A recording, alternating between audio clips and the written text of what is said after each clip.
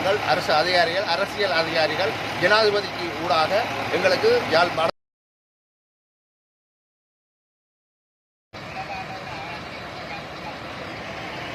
மாநகர வட மாகாணத்தில் தீயணைப்பு சம்பந்தமாக படித்த ட்ரைனிங் எடுத்த ஆட்கள் இருக்கிறாங்களாண்டா ஒருவர் கூட இல்லை.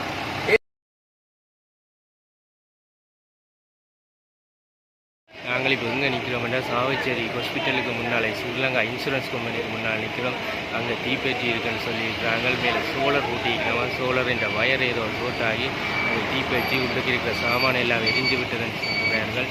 வாங்க வீடியோக்குள்ளே போவோம்.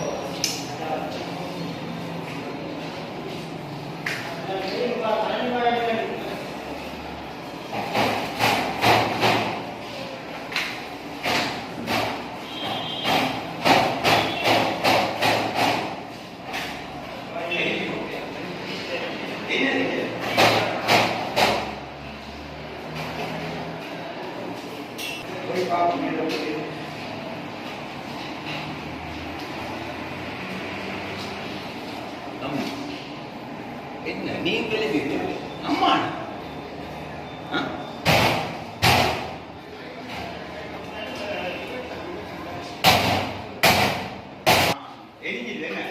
உடஞ்சு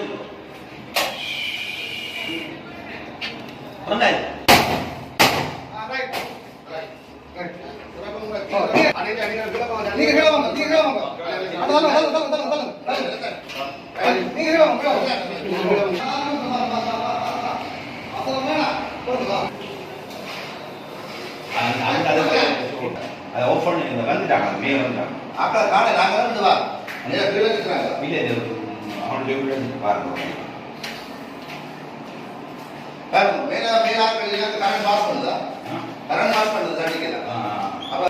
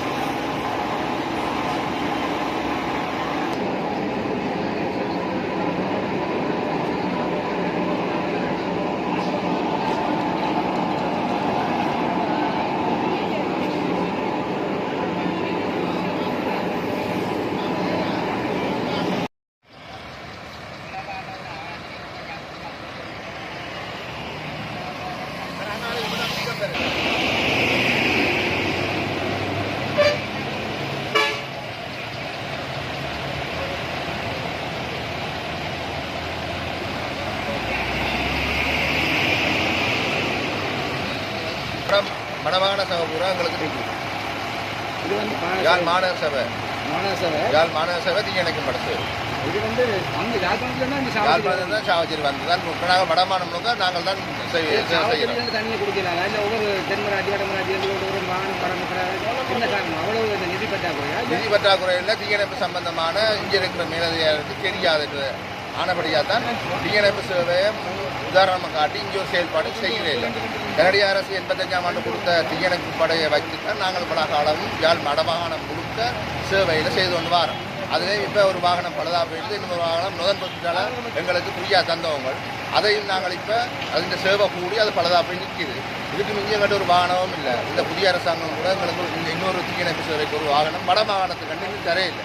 வடமாகாணத்துக்கு வந்து இன்னும் புதிய 2014ஆம் ஆண்டு ஒரு புது வாகனம் தந்து அதுக்கும் ஃப்ரெண்டு பழுதாக போய் நிற்குது. ஆனபடியாக தீயணைப்பு சேவை கண்டு எங்களுக்கு ஒரு தீயணைப்பு வாகனம் கட்டாயம் முழு மீடியாக்களும் அரச நிறுவனங்கள் அரசு அதிகாரிகள் அரசியல் அதிகாரிகள் ஜனாதிபதிக்கு ஊடாக எங்களுக்கு யாழ் வடமாகாணங்களுக்கு தீயணைப்பு சேவை வாகனங்களை தந்து வருமாறு கேட்டுக்கொள்கிறோம். வடக்கு மாநிலத்தில் வந்து இப்போ குறிப்பிட்ட யாழ்ப்பாணத்தில் ஒரு வாகனம் தான் இருக்குது. ஒரு வாகனம் தான் நிற்குது. வடமாநிலம் கிளிநொச்சியில் ஒரு வாகனம் நிற்குது. அது கிளிநொச்சியை மூவ் பண்ணி அதுக்கு ஆக்கள் போடாத காரணத்தால் கிளிநொச்சியில் ஸ்தாபிதம் அடைஞ்சு வாகனம் பவுசர் எல்லாம் நிற்குது. இன்னும் அதுக்கு ஆக்கள் நடவடிக்கை தீயணைப்பாளர் அதுக்கு செய்யலை. தீயணைப்பாளர் படையை உருவாக்கல. என்னதுக்கு அது உருவாக்கினா ஏகப்பட்ட இளைஞர்கள் வடமாகாணத்துக்குரிய இருக்கிற அரசியல்வாதிகளும் அரசியல் அதிகாரிகளும் அரசியல்வாதிகளும் தீயணைப்பு சம்பந்தமான எந்த ஒரு பகுத்தறிவும் இல்லாத காரணத்தால் இன்று புரிய முடங்கி போயிருக்கு. ஆனபடியாக தான் இது சம்பந்தமாக எந்த ஒரு மீட்டிங்லேயுமோ எந்த ஒரு அரசியல் ரீதியாகவோ எந்த ஒரு பிரச்சார மேடையிலையோ தீயணைப்பு சம்பந்தமாக கதைக்கிறேன். இன்றைக்கு யார் வடமாகாணம் வந்து இவ்வளோ வளர்ச்சி அடைஞ்சிருக்கு. 11 மாடி கட்டிடம் கூட கொண்டு வந்துட்டாங்க. 80ஆம் ஆண்டு 3 மாடி கட்டிடம் கிடந்தது. இன்றைக்கு 2025ஆம் ஆண்டு 11 மாடி கட்டிடத்துக்கு கூட நான் கொண்டு வந்துட்டோம். ஆனால் ஃபயர் சேவை சம்பந்தமாக எந்த ஒரு முன்னேற்றம் இதுவரை காலம் நீங்கள் இதை சம்பந்தமாக எம்பி எல்லாருக்கும் தெரியும். இப்போ வடமாகாணத்தில் எம்பியாக்கள் வந்து வருகின தேர்தல் பிரச்சாரம் செய்கின ஜனாதிபதி வார நாங்கள் இந்த அவசரம் கொண்டு போகிறோம். ஜனாதிபதி கூட இதே இப்படி வருகுது. கொழும்புல இருக்கிற மாற்றத்துக்கும் வடமாகாணத்துக்கு இருக்கிற மாற்றத்துக்கும் வித்தியாசம் கூட வார ஜனாதிபதி கூட தெரியுதில்லை. வார அரசு அதிகாரிகளுக்கும் தெரியுதில்லை. வார அரசியல்வாதிகளுக்கும் தெரியுதில்லை. வடமாகாணத்தில் இந்த சர்வீஸ் வந்து என்ன இருக்குது. நாளைக்கு சேதங்கள் போனா பிறகு தான் நாங்கள் இந்த இதை கொண்டு வர போகிறோம். எங்களுக்கு தெரியாது. ஆனால் அதுக்கு முன்னவே நாங்கள் கன்னடத்தை நாங்கள் வேலை செய்கிறாங்களோ எங்களுக்கு கதைக்கிறபடியே திருவிழாவை கொடுக்க வேண்டும். எங்களுக்கு பிரச்சனை வரும். ஆனால் எங்களால் என்ன ஒரு மக்கள் இந்த சொத்து அழிக்கிறத நாங்கள் விரும்பவில்லை. ஆனபடியாக இதை மேற்கோள் காட்டி மீடியாக்களும் அரசியல்வாதிகளும் அரசு அதிகாரிகளும் ஆளுநர் வடமாகாண ஆளுநரும் ஜனாதிபதிக்கு முன்வச்சு எங்களுக்கு வடமாகாணத்துக்கு கண்டு 3 இடத்துல சேவையின் பிரகாரம் அத்தியாவசியத்தின் பிரகாரம் எங்களுக்கு தீயணைப்பு வாகனங்களை தந்து அதுக்குரிய ஆட்களை மேற்படுத்துமாறு கேட்டுக்கொள்கிறோம். உண்மையை பொறுத்த மட்டும் நீங்கள் வந்து உண்மையாகவே உயிரை பணையை வச்சு தான் இதெல்லாம் செய்கிறோம். நிச்சயமாக இது வரவேற்கக்கூடிய ஒரு வேலை. அதை வந்து மேம்படுத்தினா வந்து வேறு இளைஞர்களுக்கும் இது வேலை வாய்ப்புக்கும் நிறைய சான்ஸ் இருக்குது. அன்றைக்கு எங்களுக்கு பொறுப்பதிகாரி இருக்கிற வடமாகாணத்தில் இன்ஜினியர், அதாவது தீயணைப்பு சேவையில் யாழ் மாநகர சேவையில் இன்ஜினியர் வடமாகாணத்தில் தீயணைப்பு சம்பந்தமாக படித்த ட்ரைனிங் எடுத்த ஆட்கள் இருக்கிறாங்களான்னா ஒருவர் கூட இல்லை. ஏன்னு சொன்னால் இது இந்த துறை வித்தியாசமாக எங்களுக்கு ஒரு தெரியாது. இந்த இளைஞருக்கு தெரியாது. தீயணைப்பு படைக்கு ஆட்கள் செய்ய வேண்டாம். பொலிசண்டா போகிறாங்க, நேவி என்ன போகிறாங்க, ஆர்மி என்ன போகிறாங்க, அரச உத்தியோகண்டா போகிறாங்க. தீயணைக்கும் படை என்றது ஒருவருக்கும் யாழ்ப்பாணத்தில் போய் ட்ரைனிங் எடுத்து கொழும்புல ட்ரைனிங் எடுத்தால் இங்கே வந்தால் வேலை வாய்ப்பு. ஆனால் அவருக்கு தெரியாது. நிறைய வேலை வெற்றிடங்கள் எல்லாம் இருக்குது. ஆட்கள் பற்றாக்குறையால் தீயணைப்பு சேவை அப்படியே இருக்குது. அதாவது அதிகாரிகள் இந்த கவனக்குறைவாலையும் இந்த தீயணைப்பு சேவை இப்படியே இருக்குது தான் நாங்கள் சொல்லக்கூடிய மாதிரி இருக்குது. ஏன்னா 85ஆம் ஆண்டு உருவாக்கப்பட்ட தீயணைக்கும் படை இன்றைக்கு 2005 வந்து ஒரு முன்னேற்றமும் இல்லை. 2014ஆம் ஆண்டு வந்த அரசியல்வாதிகளால் எங்களுக்கு வழங்கப்பட்ட ஒரு பிக்கப்பும் ஒரு புதிய ஃபயர் இன்ஜின் தான் எங்களுக்கு 2014ஆம் ஆண்டு தரப்பட்டது.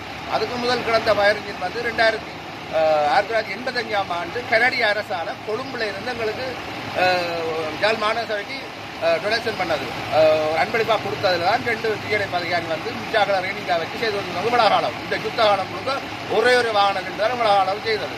ஆனால் இப்போ தற்போது எங்களுக்கு இவ்வளோ வளர்ச்சி அடைஞ்சு இவ்வளோ வெற்றுமை வந்து எங்களுக்கு ஒரு தீயணைப்பு வாகனங்களும் இல்லை. அதனால் எங்களுக்கு உள்ள அரசியல்வாதிகளை யாருக்கிட்ட இருந்தாலும் இது சம்பந்தமான உயிர் காப்பு தொழிலை செய்யுமாறு கேட்டுக்கொள்கிறோம்.